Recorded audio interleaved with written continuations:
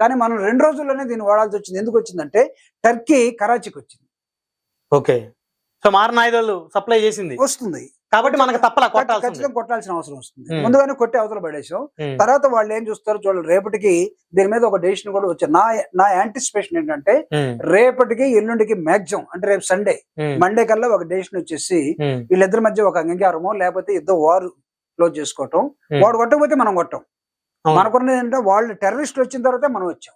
అవును, మన target only వాళ్ళ టెర్రరిస్ట్, వాళ్ళ సివిలియన్స్ కానీ వాళ్ళ ఆర్మీ కానీ కాదు. అస్సలు కాదు. పాకిస్తాన్ సివిలియన్స్ ని ఇండియా ఆర్మీ గానీ, ఇండియా నేవీ గానీ, ఇండియా ఎయిర్ ఫోర్స్ గానీ ఒక్కళ్ళని కూడా ఒక్క మనిషిని కూడా ఇబ్బంది పెట్టడానికి సిద్ధంగా లేదు.